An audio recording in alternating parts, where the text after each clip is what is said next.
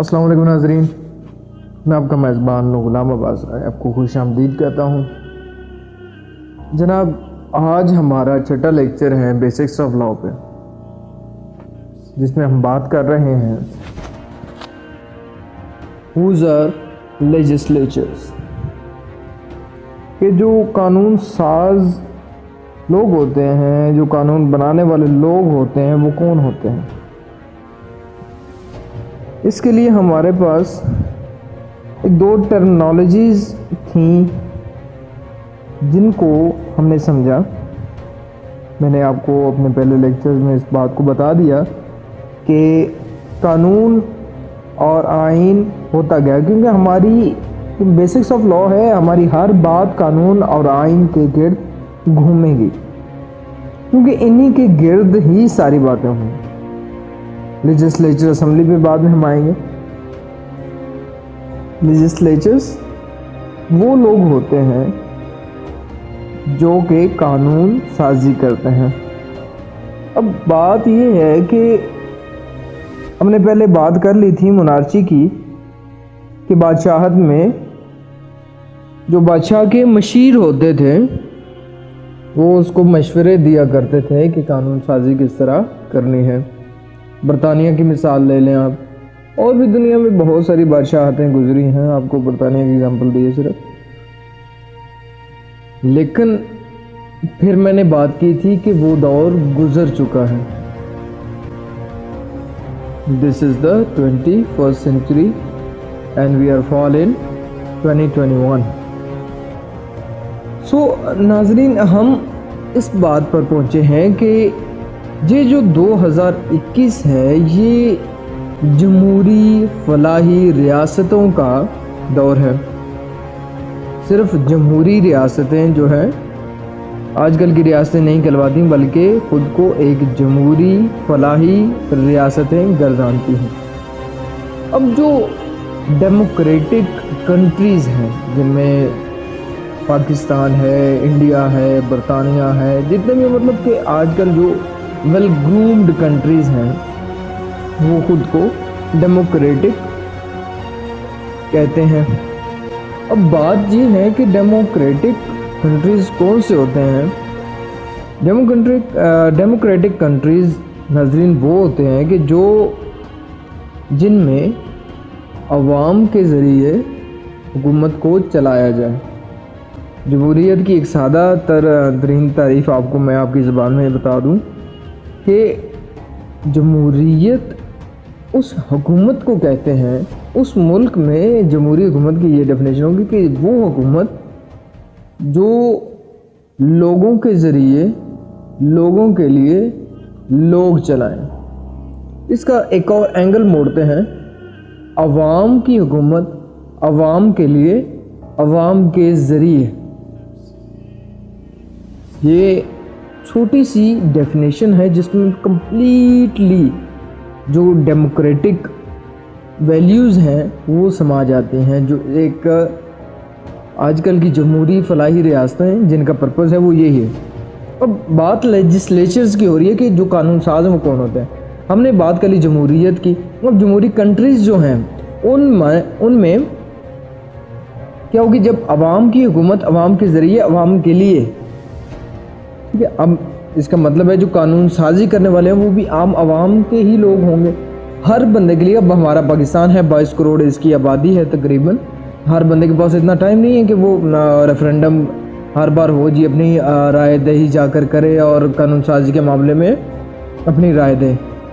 इसके लिए ये होता है, जो कॉन्स्टिट्यूंसी होती है, जो एक स्पेसिफिक एरिया होता है, उसके लोग, डिस्ट्रिक्ट हो गया, ठीक है, डिस्ट्रिक्ट के ऊपर फिर प्रोविंस, फिर वो ऊपर वो फर्दर चीज़ें जाएंगी, इंशाल्लाह मैं आपको बताऊंगा वो भी। अब हर डिस्ट्रिक्ट का एक नुमाइंदा है, वो नुमाइंदा जो कि आम आवाम से मुंतखब किया जाता है, उस आवाम का रिप्रेजेंटेटिव, जो उस आवाम का नुमाइंदा होगा। अब वो नुमाइंदा रिप्रेजेंट कर रहा है एक स्पेसिफिक एरिया को, एक स्पेसिफिक डिस्ट्रिक्ट को, एक स्पेसिफिक ग्रुप ऑफ पीपल को, ठीक है। पंजाब में से हो सकता है, सिंध में से हो सकता है, बलूचिस्तान में से हो सकता है, कहीं से भी होगा। अगर आप बरतानिया में हैं तो बरतानिया के जो डिफरेंट आप कह सकते हैं कि एरियाज़ हैं उनकी बात कर सकते हैं। आप अमेरिका में हैं तो आप अमेरिका के डिफरेंट स्टेट्स में से आगे जो फर्दर उसके जो है एरियाज़ उनकी बात कर सकते हैं। वो वाला अब जो रिप्रेजेंटेटिव बंदा है वो जा रहा है पार्लियामेंट में। पार्लियामेंट की हमने बात कर ली, ठीक है। पार्लियामेंट एक कानून साज इदारा है, ठीक है। उसमें चला गया तो उसमें ये है कि जब वो जाता है उसके पास अब पावर है। पावर का है, एक डेमोक्रेटिक कंट्री में वो पावर अवाम है और उस अवाम ने ही उसको बाय वोट सेलेक्ट किया, ठीक है। वो जब उस पावर को यूज़ करते हुए पार्लियामेंट में गया तो उसके पास एक पावर है किसकी, अवाम की, और एक बंदा नहीं है वो। अगर हम पंजाब की बात करें, जेहलम में से एक नुमाइंदा गया, चकवाल में से एक नुमाइंदा गया, रावलपिंडी में से नुमाइंदा है, ब्ला ब्ला ब्ला, जितने भी ज़िले होंगे उनका हर एक का एक MNA होगा। अगर नेशनल असम्बली में जा रहा है तो, अगर प्रोविंशियल असम्बली में जा रहा है तो MPA होगा, ठीक है जनाब। तो बात यहाँ तक ख़त्म नहीं होती। अब वो चला गया पार्लियामेंट में, सारे लोग पार्लियामेंट में इकट्ठे हो गए तो उस एक पूरी बॉडी को, जो होल स्ट्रक्चर, जो होल सिनेरियो, वो इस पूरे मैकेनिज़्म को हम लेजिस्लेचर का नाम देते हैं। उनको लेजिस्लेचर्स हमने कह दिया। अब वो जो लेजिस्लेचर्स हैं, जितने भी अगर नेशनल असम्बली में लोग हैं वो तमाम लोग लेजिस्लेचर्स हैं। हमारा यहाँ तक जो बात करने का मकसद है वो कंप्लीट हुआ। नेक्स्ट आपको फर्दर बात इसके साथ ही बता दूं कि एग्जेक्टिव, बहुत लोग देखते हैं कि जो MNAs होते हैं उनको ही ये लोग एग्जेक्टिव कहते हैं। Not at all. हाँ, ये इंटरलिंक्ड है बात, क्योंकि जो एग्जेक्टिव है वो भी लेजिस्लेचर्स का ही हिस्सा होती है in democratic country. In parliament जो पार्लिमानी निज़ाम है उसमें जो वज़ीर आज़म है और उसकी काबीना सेलेक्ट की जाती है बाय वोट। कहाँ से?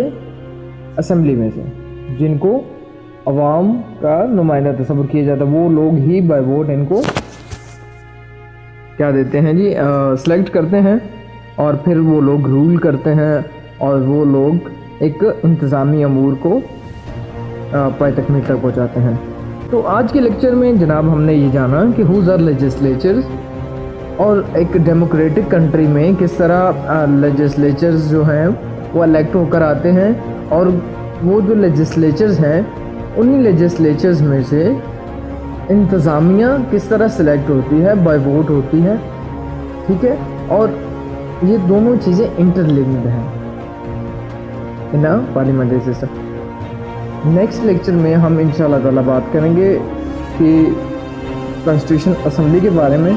तो इंशाल्लाह तब तक के लिए इजाज़त दीजिए। अल्लाह हाफ़िज़।